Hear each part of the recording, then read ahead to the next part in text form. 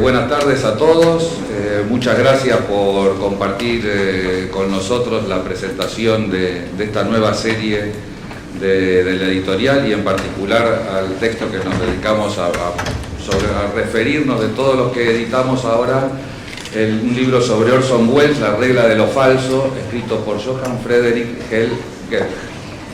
No es fácil de pronunciar.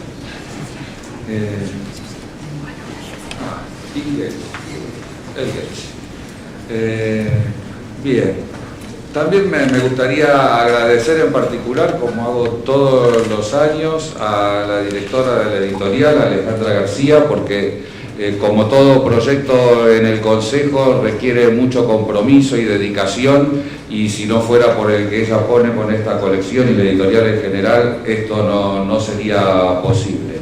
Que además, como ustedes ven, esta ya es la cuarta serie que editamos de 6 libros, o sea, ya van 24, y lo que muestra, creo, algo muy importante para el Consejo de la Magistratura, y es la continuidad de un proyecto, en este caso editorial, más allá de los cambios, de las composiciones que hay en el Consejo, de estamentos, de personas, etcétera. Lograr mantener proyectos de este tipo realmente es algo muy importante y es una de las funciones, creo yo, muy importantes también que tiene el Consejo y el Poder Judicial en general, que es difundir la cultura del derecho, hacerlo desde su punto de vista pluralista que nos caracteriza, y este proyecto se enmarca en esa tarea.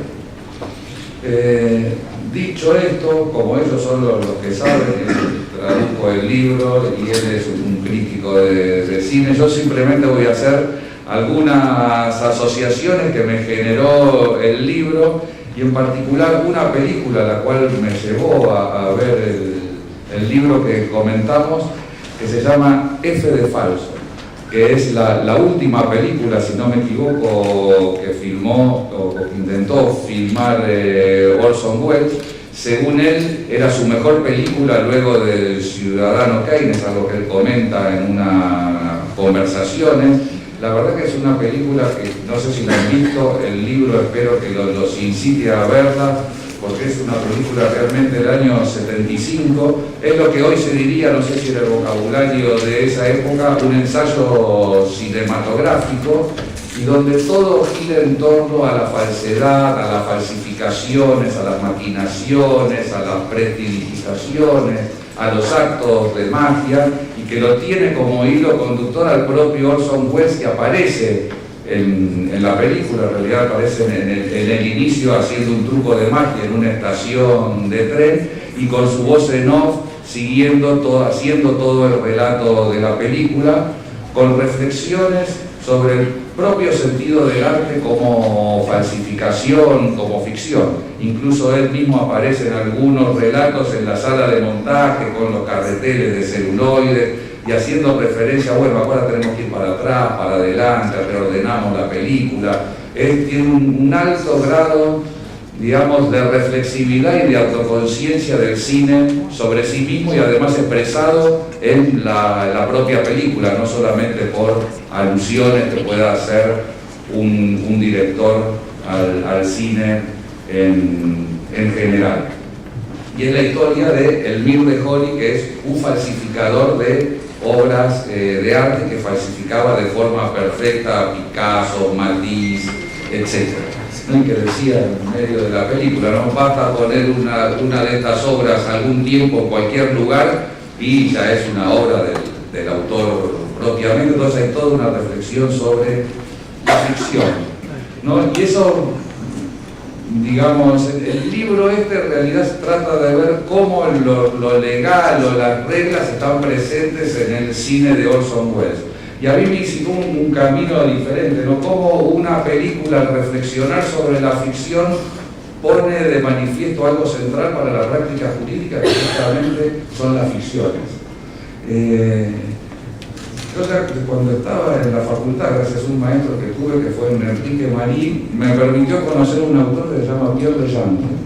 No sé cómo lo pronunciaré, pero en general lo pronuncia así, un autor francés, a pesar de ser políticamente muy conservador, es alguien que es un gran renovador de la teoría jurídica, y uno de sus ejes es mostrar cómo el derecho o cómo para el derecho son central las ficciones.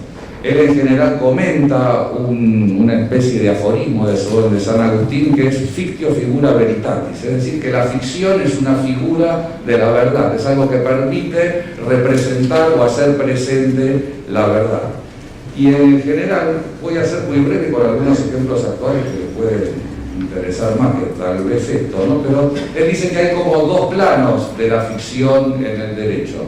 Hay un plano que son como unas ficciones estructuradoras. Claro, todo en el derecho hablamos de las normas, las reglas, Kelsen, etc. Cuando Kelsen también se interesó por las ficciones, tiene un trabajo interesante, pero no central para todo su desarrollo sobre las ficciones.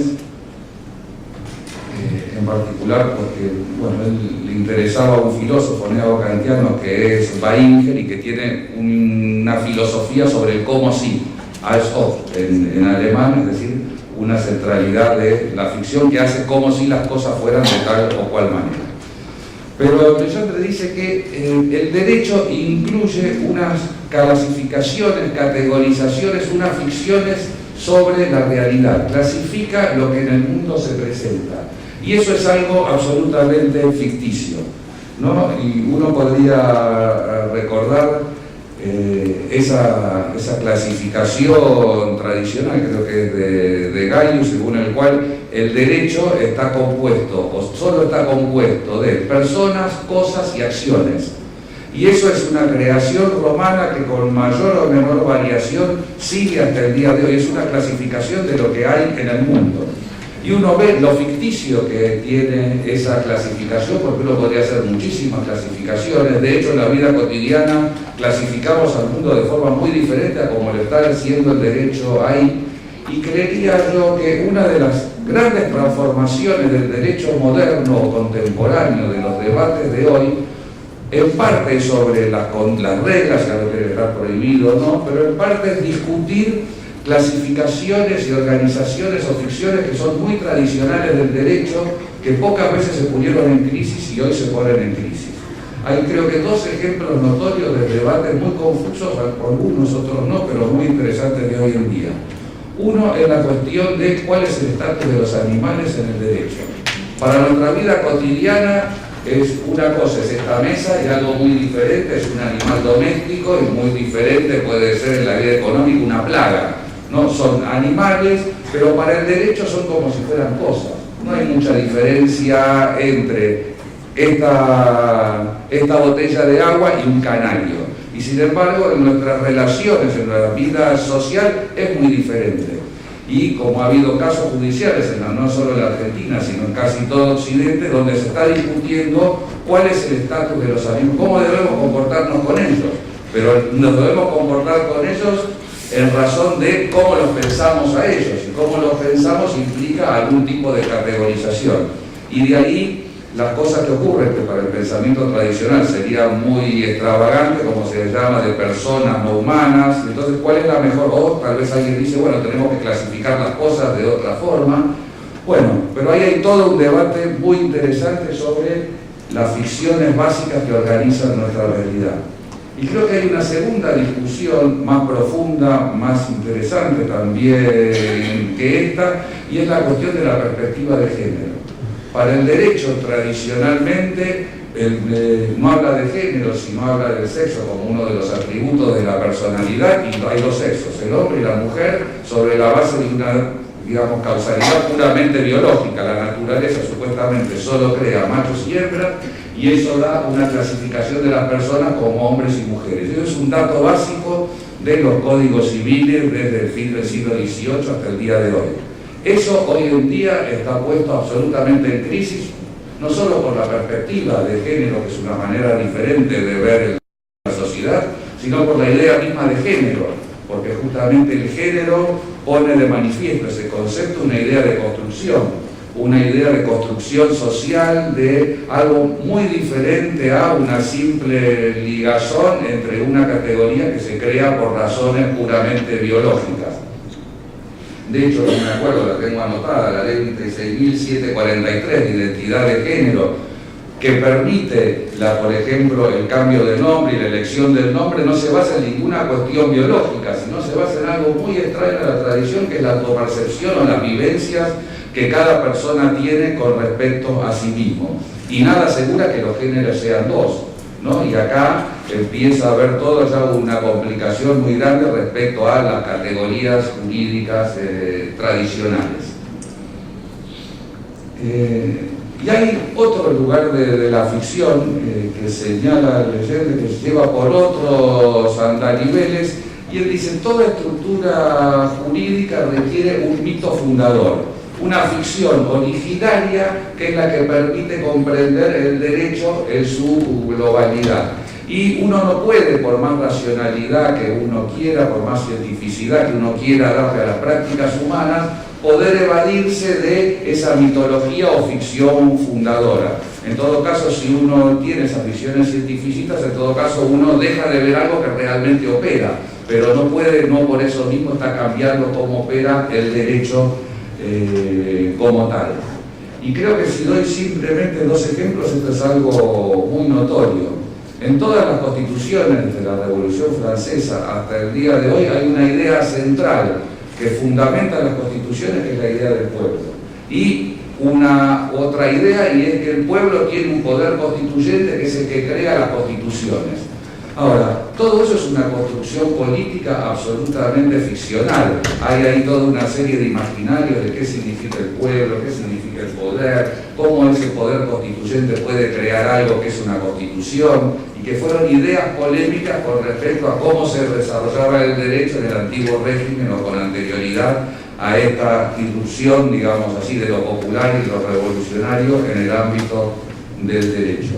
Y para ver cómo eso, hoy creo que también está en crisis, ¿no? Eso parecía, al menos cuando uno estudiaba Derecho Constitucional, y a los que son abogados acá también les habrá pasado lo mismo, eso era como una especie de evidencia, ¿no? Bueno, está la Constitución, el poder constituir, está el poder constituyente, el pueblo, etcétera, etcétera. Sin embargo, veamos uno de los fenómenos jurídicos más significativos de hoy en día, que es la construcción de la Unión Europea.